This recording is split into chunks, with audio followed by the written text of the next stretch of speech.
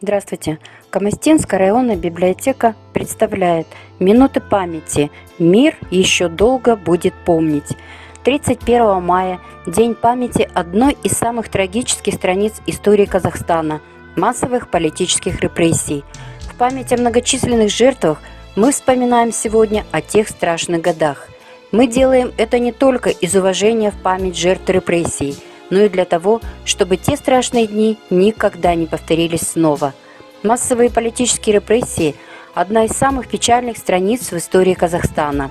На территории Казахстана находились самые крупные лагеря структуры ГУЛАГа – Алжир, Степлак, Карлак. Республика практически превратилась в одну большую тюрьму. За годы репрессий в лагеря Казахстана было сослано более 5 миллионов человек. К концу 20-х годов государственная истерия дошла до предела. В 1928 году начались массовые аресты бывших деятелей Алаш-Орды, в первую очередь таких видных лидеров, как Мыржакып Дулатов, Макжан Жумабаев, Алихан Бөкейханов и многих других. В 1937-1938 годах в национализме и шпионаже были обвинены Алихан Бөкейханов, Ахмет Байтурсынов, Мыржакып Дулатов, Халил Досмухамедов, Сакен Сейфуллин, Ильяс Жансугуров и многие другие видные люди тех лет. Жестоким репрессиям подвергались целые народы. В разные годы в Казахстан было депортировано 800 тысяч немцев, 102 тысячи поляков, 19 тысяч корейских семей, 507 тысяч представителей народов Северного Кавказа, а также крымские татары, турки, греки, калмыки и многие другие. Особым приказом НКВД осуждались и члены семей репрессированных. Наказание отбывали жены, сестры, матери репрессированных. Сегодня День памяти жертв политических репрессий, как подтверждение того, что ничто не забыто.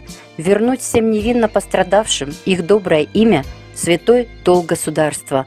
В 1988 году постановлением ЦК Компартии Казахстана были возвращены народу славные имена его славных представителей, репрессированных и осужденных 20-х, 40-х и начале 50-х годов. Особенно широкий отклик у общественности получила реабилитация творческого наследия Шакарима, Ахмета Байтурсынова, Макжана Жумабаева, Жусебека Аймауитова. Казахская земля в годы репрессий стала домом для многих людей, независимо от национальности и вероисповедания. Для многих семей Казахстан стал новой страницей в летописи их жизни. Самое важное было в те времена, что все объединились и сплотились воедино. Историю не исправить. Главная задача нас, казахстанцев, из поколения в поколение передавать события тех времен, чтобы ни одно событие, ни одна дата, ни одна судьба не были забыты. Сменяются народы, поколения, и черные бывают времена.